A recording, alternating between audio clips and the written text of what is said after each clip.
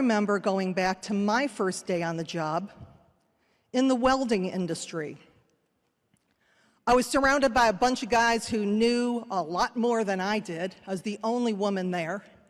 Now, I knew what a weld was because, of course, I had gone to Six Flags and I saw these things that were holding together the roller coasters, but I didn't quite know how they got there.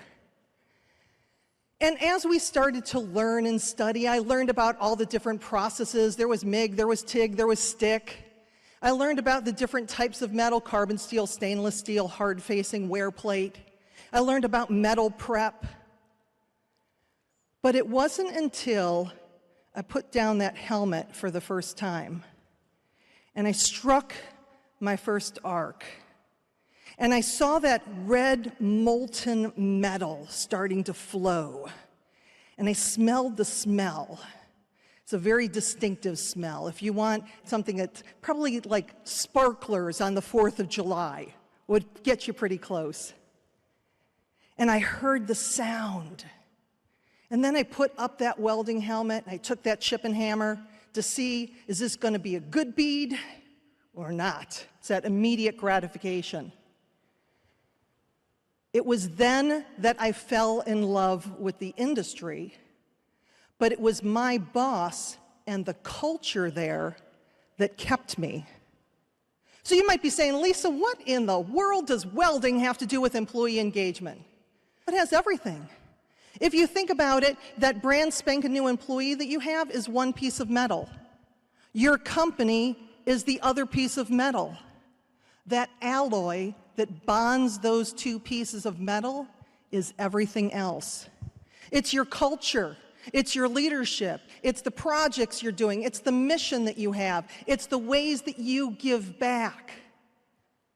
When fusion happens, you have a solid employee who loves what they do, who's a skilled craftsman, who takes care of your customers to the point that they refer more customers to you. They're a joy to be around. They like what they do. And with that weld there, I couldn't break that with a sledgehammer.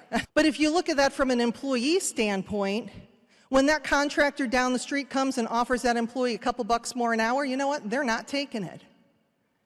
Because even though it's not always about the money, it's something that they like working for you because of the culture that you put together. On the other hand, when fusion doesn't happen, that's the weld that I could break with a chip and hammer. This is the horrible, toxic employee that sucks the life out of the room. They do just enough to get by. They're not kind to the customers. They're not kind to each other. And you know what? Not only would they go down the street and take 50 cents more an hour from the contractor down the street, they might leave the industry completely and go drive a truck for Amazon. So how do you create that type of culture that keeps your top talent from becoming someone else's? That, my friends, is what we're here today to talk about. It doesn't matter if you believe any of this stuff, these soft skills, which I never call them soft again because they're essential skills, will work. But if you walk out of here with one idea, one thing that you commit to implementing over time, I promise you that it will create that type of culture that you want. And it really comes down to two words. And these are two words that you have been hearing your whole life when it comes to expressing appreciation. And those two words, of course, would be? And those two words, of course, would be? Thank you. You're welcome. This is the only acceptable response to the words thank you. Because what do we hear instead? Shout it out? No problem. No worries. Yep, it's doing my job. It was nothing. When somebody says thank you, they're giving you a gift. And when you say it was nothing, you're taking that gift and you're rejecting it. We complete the cycle of appreciation. Thank you begets you're welcome. So we're going to do a quick activity I like to call Lisa Ryan's soon to be famous thank you, you're welcome activity.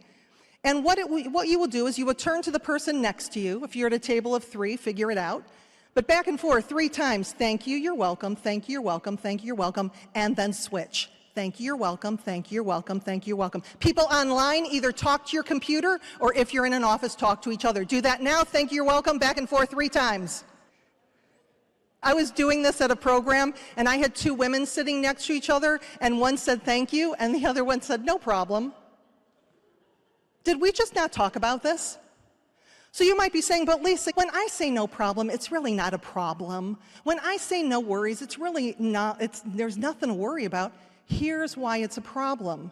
It's not you, it's your brain. Your brain doesn't process small words. What do I mean by that? When you say no problem, my brain is saying problem. What do you mean there's a problem? There could be a problem. When you say no worries, my brain is saying worries. What should I be worried about? When you say you're welcome, when you say my pleasure, there's a different connection. Now, my pleasure is an alternate to you're welcome. But too many times when I talk about my pleasure, people say, Lisa, every time I say my pleasure, it feels like I'm at Chick-fil-A. Which, by the way, is a registered trademark of Chick-fil-A. How do I know that? I tweeted about it, and the cow tweeted me back. We're like this now. So when it comes to employee engagement, we talked about these 2 words. It's these little things in changing your language. Because too often, engagement becomes something on your to-do list. We've been talking about this engagement stuff for a decade now. So why are only 30% of employees still engaged? Employees don't care about engagement, but they do want to engage. Leadership needs to stop looking at engagement as a noun and treat it as the verb that it is. So how do you connect with your employees? When you look at what managers think that employees want and what employees actually want, it's 2 completely different stories. What employers believe that employees want. Look at that, number 1 and 2. Good wages, job security. Yep, that's what my people want. Promotion and growth, good working conditions, interesting work. What do employees actually want? Look at where job security and good wages are. Now, this is not an excuse to pay your people less than market value. Okay? Don't say, I said thank you, why can't I pay him less? But it's that connection. It's feeling appreciated. It's catching your employees in the act of doing things well, feeling in on things. And this is like listening to them, including them, asking them for their opinion, acting on what you hear. Sympathetic help with personal issues, and especially, again, this last year, because you don't know what your employees are dealing with. And we're talking about, I don't know, are my kids in school? Are they out of school? Are they hybrid? My house, which used to just be my house, is now a school. It's now a pharmacy. It's now where everybody hangs out and we can't leave. We don't know what employees are necessarily going through. So it's making those connections, and it's not just about the job, it's connecting with them personally. And so how do you do that? How do you engage your employees? You put a ring on it. No, not like that. You'd never get that through accounting or HR. There's 3 rings that will be helpful. Number 1, hearing. I know, I just love these puns. Do you listen to what your employees have to say? Maybe you have somebody that's brand new in construction, never spent a day in the field in their life, but they see the world different than you, and they want feedback, and they want to give feedback, and they want to be listened. For those of you, I did a recorded program, an on-demand program on mastering the millennial mindset and beyond. And this really goes into the philosophy behind why feedback is so important. But hearing, caring, Do your employees feel that you care about them as more than just a cog in the wheel getting the job done? Are you reaching out to them personally?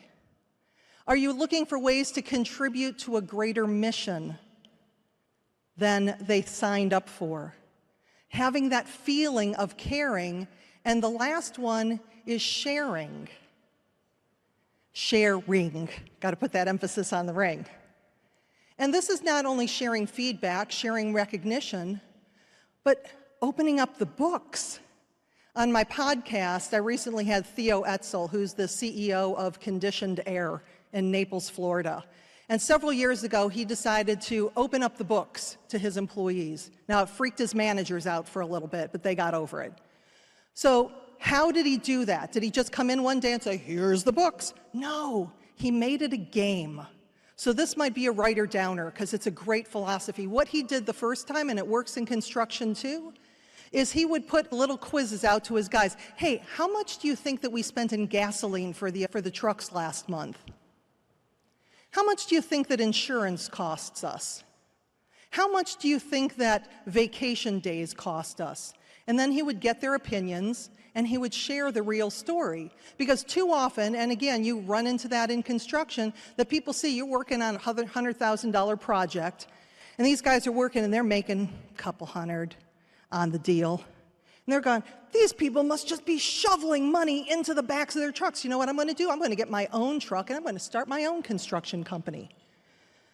What Theo found is that he had fewer people leaving because they saw that they could make a good wage and not have to take that risk. So opening up the books. The other thing that happened was employees were coming up to him and saying, thank you for trusting us.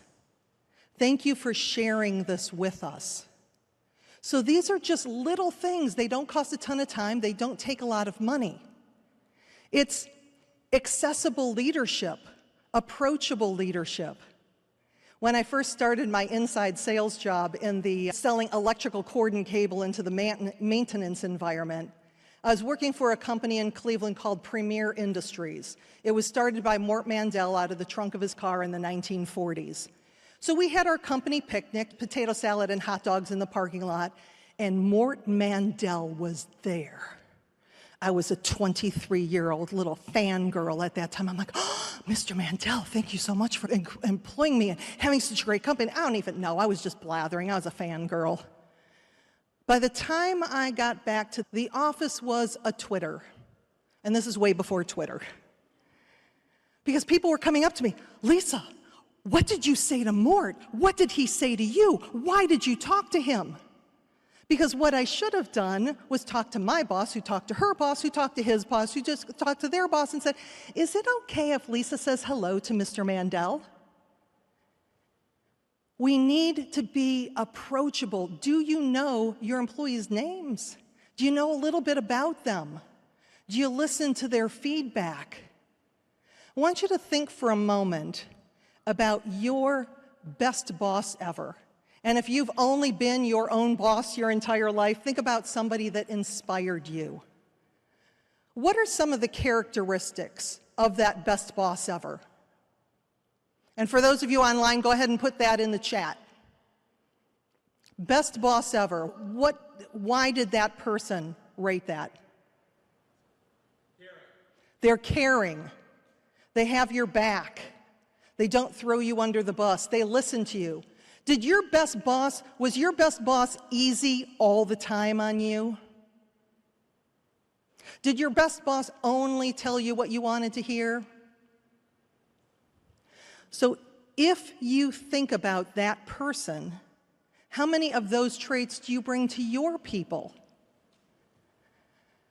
We want to invest in our people to help them to be better tomorrow than they are today. It's not just skills and equipment and about the job, it's how can I help that employee holistically? So I was speaking at a convention, and I put the question out there, how do you invest in your employees? And a woman raised her hand, and she said, we give every employee $1,500 a year to invest in whatever personal or professional development they wanted. Okay? So what do you think This is $1,500. They can spend it however they want as long as it's in self-improvement, personally or professionally. So what do you think is the percentage of people that took advantage of that? 1,500 free dollars. Shout it out. 40%. 10, 5, 3. I love my cynical people. You always have these optimists. It's like 85, 40. Yeah, no. 3 to 5%.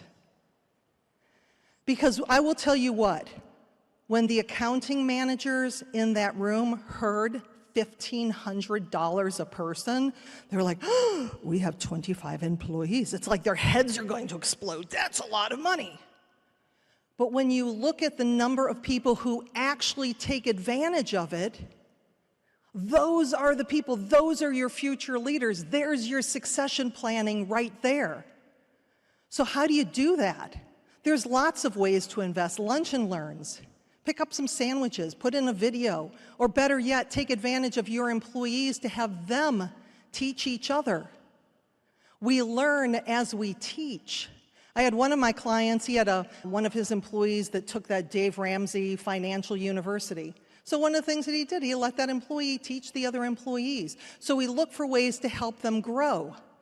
Ongoing training in-house. Now I know in the field this can be difficult. We're creative. Goodness knows we've gotten really creative the last year with everything that we're doing.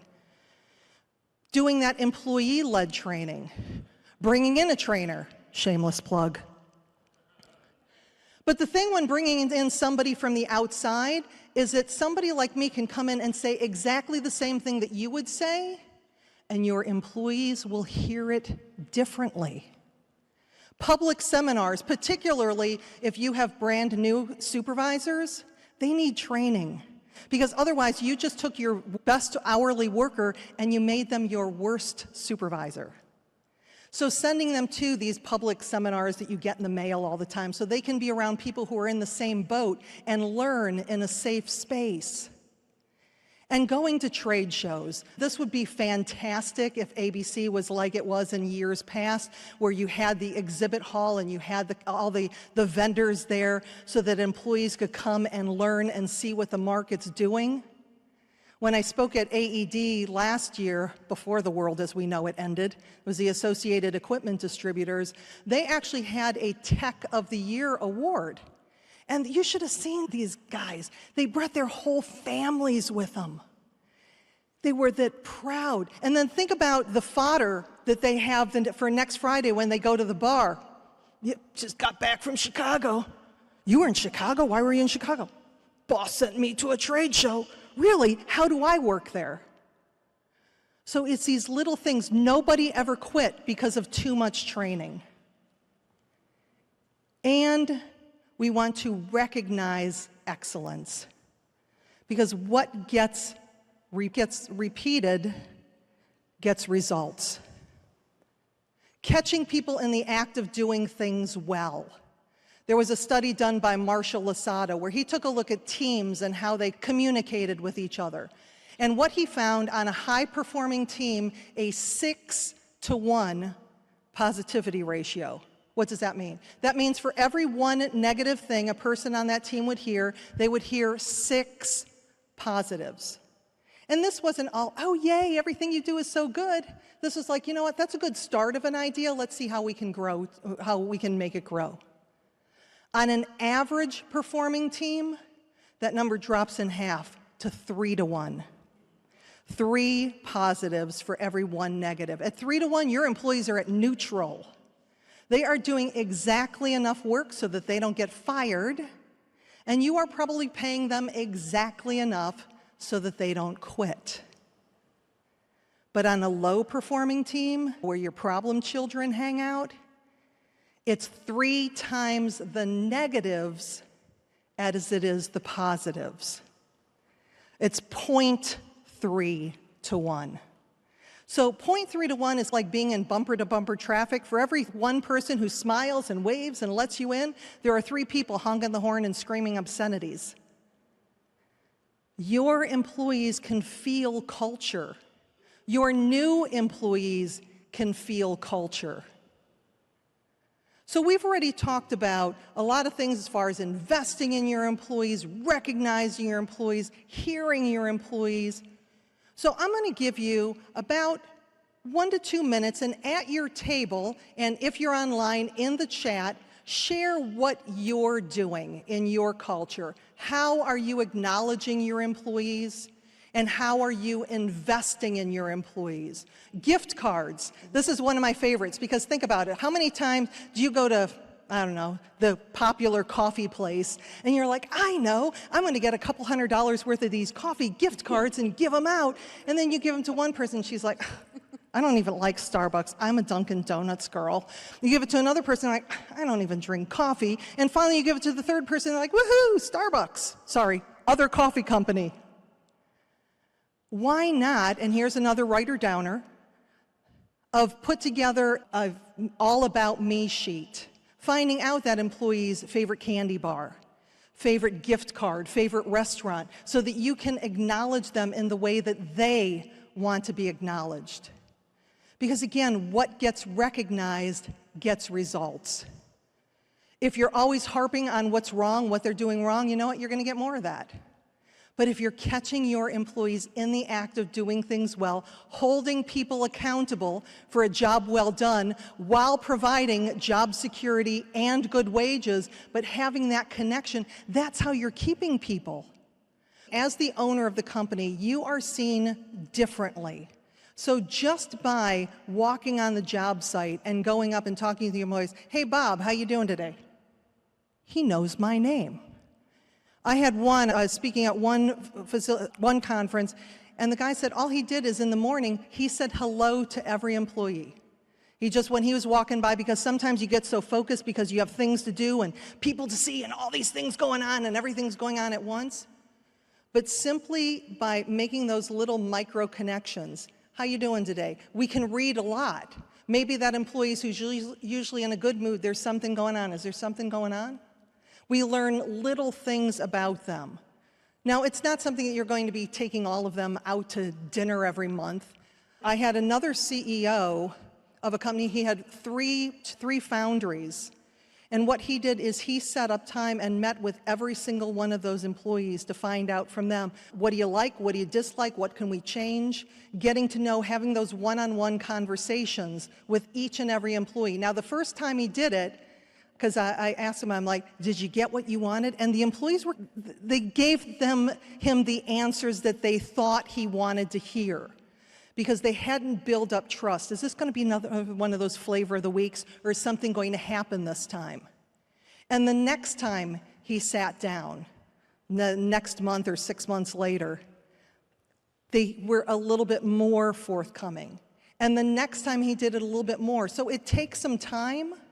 And it takes that commitment from you to understand and to be able to put on that poker face, because they may test you and see, okay, I'm going to see what he says. And if you fight them, if you come back with anything other than a thank you for sharing, they will never trust you to do that again. The best way to start that, if you haven't had these conversations, one of my favorite techniques I just call the apology approach.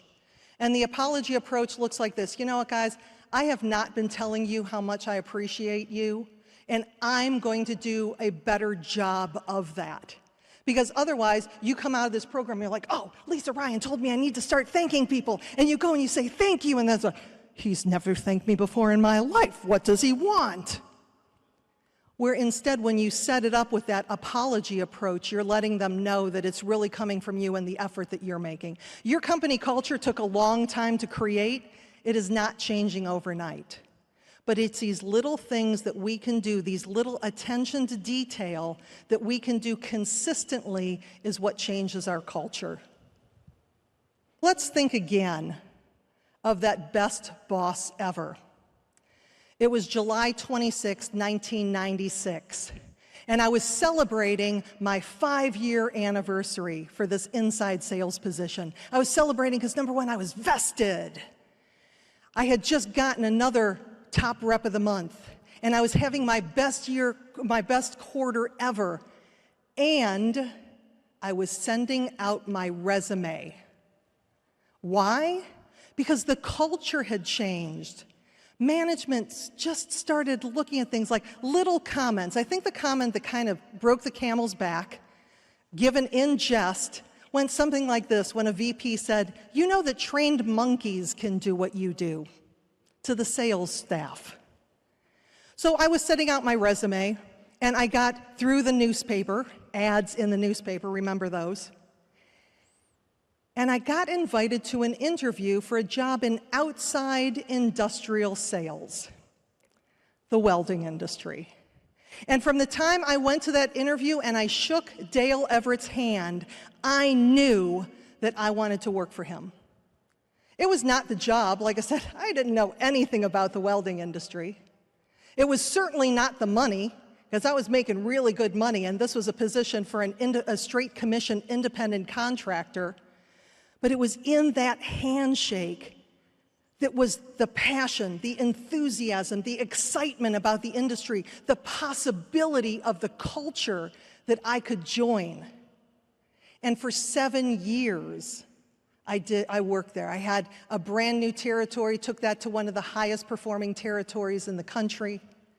And 10 years later, Dale is still one of my dearest friends. So when I think about that coffee mug with my best boss on it, I'd have to say that would be Dale Everett's. If you walk out of here and you start to implement these strategies, hearing, caring, sharing, recognition, when your employees think about their best boss of all time, the face on the coffee mug will be you. I'm Lisa Ryan, and I appreciate you. Thank you.